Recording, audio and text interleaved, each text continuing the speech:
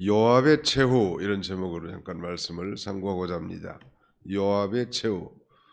요압의 인생의 마지막은 과연 어떻게 됐을까?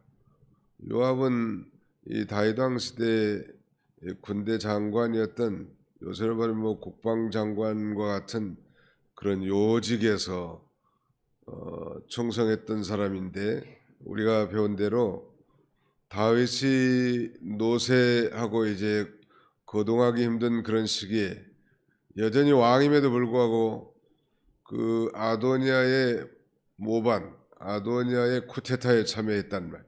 결국 그가 죽임을 당한 최후는 그것이 결정적인 원인이었지만, 오늘 본문에 보니까 그 외에도 그 요압 장군이 공의롭지 못하고 또 공정하지 못한 처사를 이렇게 기록하고 있습니다.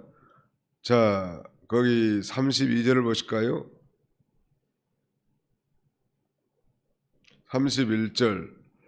왕이 이르되 그의 말과 같이 하여 그를 죽여 묻으라. 요압이 까닭없이 흘린 피를 나와 내 아버지의 집에서 내가 제하리라.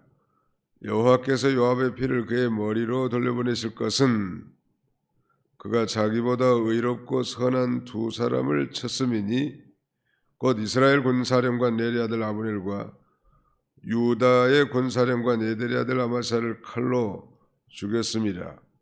이 일을 내 아버지 다윗은 알지 못하셨나니 그랬는데, 여기 그가 자기보다 의롭고 선한 두 사람을 죽였다는 것. 그 사람이 이 말하자면 과거의 사울 시대의 군대장관 아브넬과 또 다윗의 아들 압살롬의 군대장관 아마사를 죽인 거예요.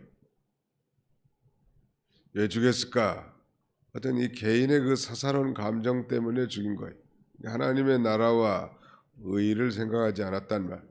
과거의 전쟁 시에는 아브넬과 아마사가 다윗을 대적하는 자였지만, 평화 시에 이제 통일 이스라엘이 건국되면 그들이 하나님 나라, 즉 유다 나라에 큰 유익을 줄 인물들이었는데, 자기의 그 개인적인 감정 때문에 죽인 거예요.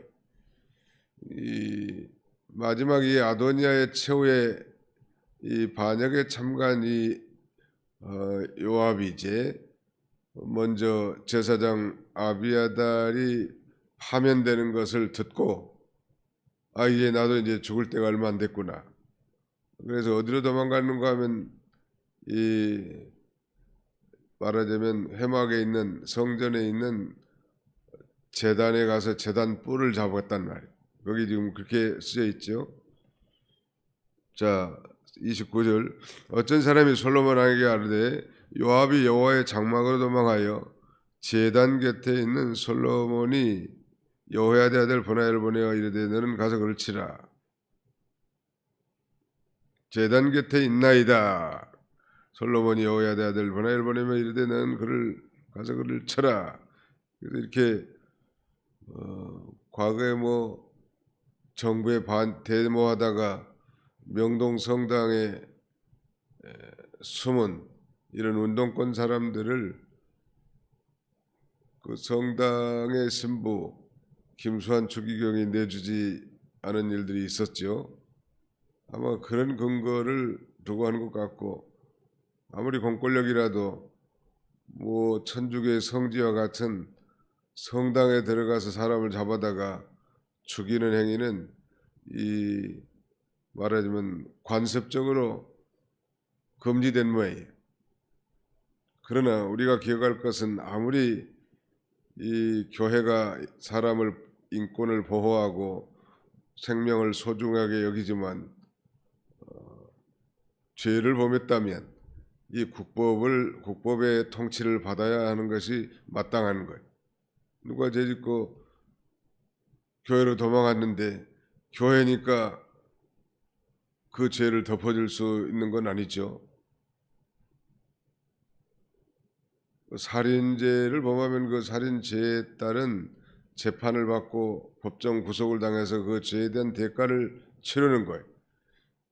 그가 감옥에서 예수를 믿었다면 하나님께서 그 모든 죄를 다 용서해 주지만 그러나 이 세상에서 지은 그 죄에 대한 이 세상적 형벌은 받아야 된다는 말.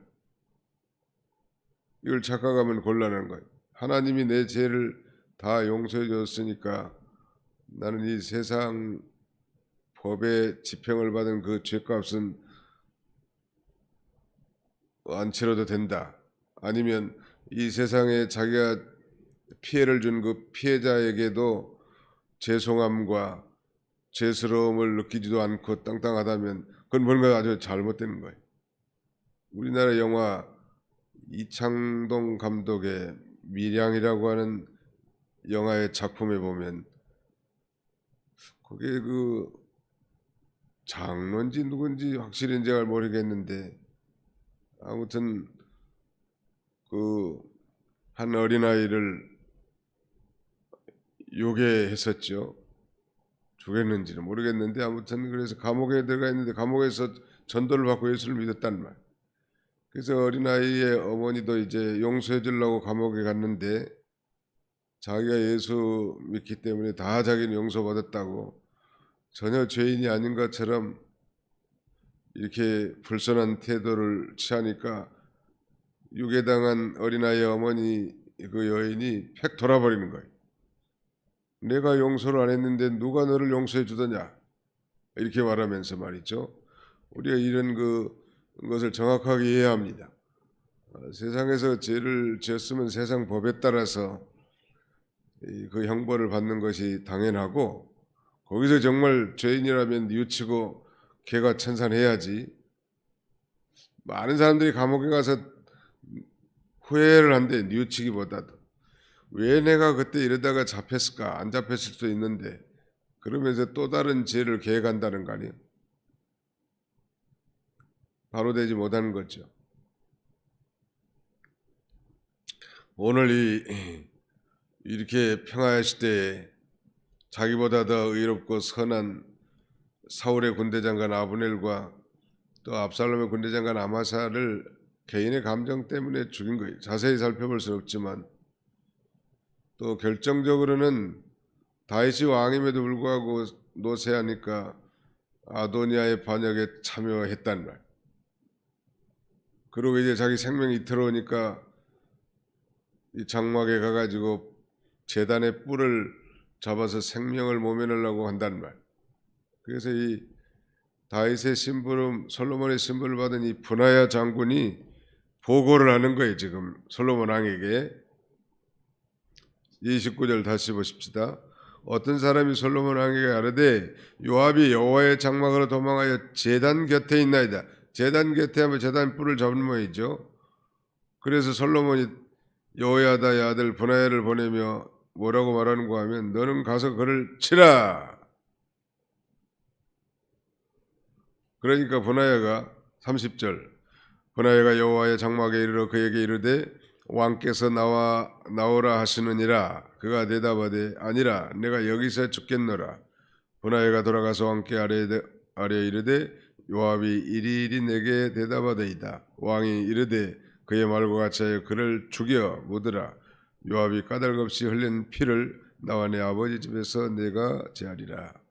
비록 제단이지만 쳐서 가다 묻으라는 거예요.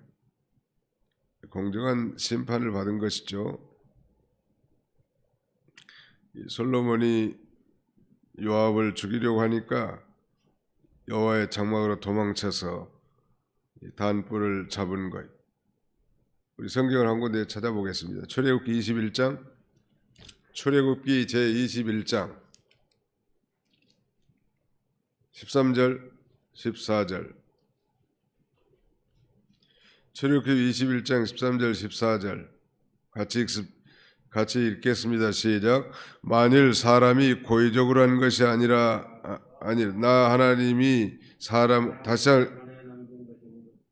읽겠습니다. 제가 잘못 읽었어요. 21장 13절 14절 시작. 만일 사람이 고의적으로 한 것이 아니라 나 하나님이 사람을 그의 손에 넘긴 것이면 내가 그를 위하여 한 곳을 정하리니 그 사람이 거리로 도망할 것이며 사람이 그의 이웃을 고의로 죽였으면 너는 그를 내 제단에서라도 잡아내려 죽일지니라. 고의로 살해했다면 제단에서라도 성지지만 잡아내려 죽이라는 거예요. 그래 고의적으로 한 것이 아닌 경우에는 하나님이 예비한 그 도피성으로 말하자면 피해서 생명을 모면하게 해놨단 말. 그러나 이 고의적인 명백한 이 살인하고 범죄를 했는데 재단이라고 봐준다면 공의가 서겠냐는 말. 그러면 다 죄짓고 뭐 명동 성당으로 숨겠네요. 그건 있을 수 없는 거죠.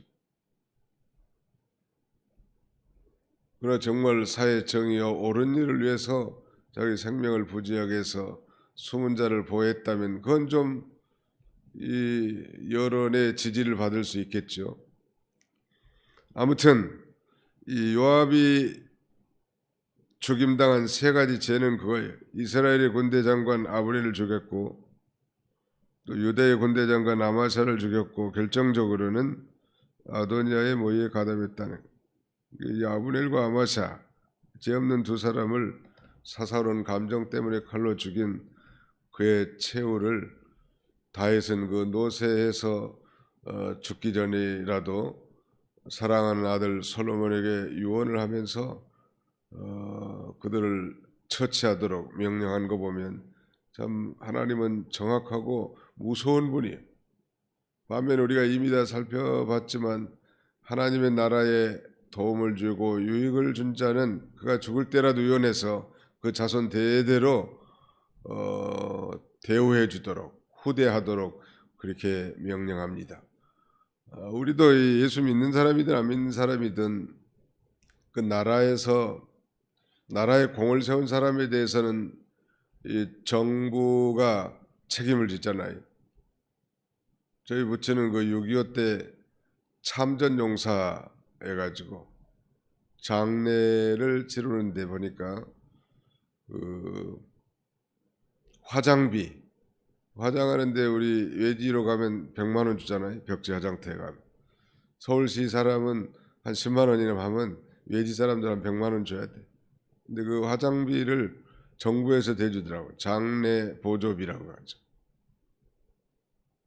그 다음에 또 뭐 사망 1호금 20만 원. 아무튼 그리고 이제 이 양반이 원하고 손자가 원해가지고 정부에서 마련한 국립묘지 전북 임실에 있는 그 국립묘지에 가는데 뭐 예우를 깍듯하게 해서 나라를 위해서 싸웠다 이거야. 내가 보기에는 별로 싸운 것도 아닌 것 같은데 아무튼 가서 보니까 뭐 군인이 예의를 다 해가지고 뭐 그 화장한 말하자면 그 그릇 있잖아요. 그 그릇에 사진을 말하자면 붙여서 구워가지고 사기로 해가지고 조그마한 함이라고 보니까 거기다가 보관하는데 60년간 관리를 해준다. 제가 죽은 다음에도 아마 관리를 하는 것 같아 보니까.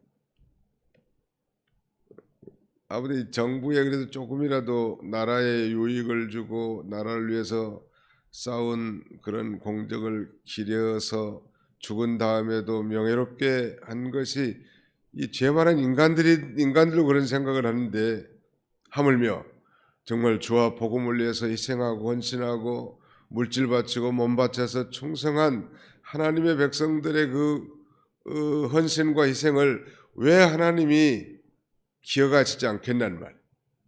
장차 우리가 잠깐 사는 이 세상을 떠나 하나님 앞에 가면 그의 하나님 앞에 이제 장차 그 칭찬과 영광 그리고 그 상급에 참여하게 되는 것입니다.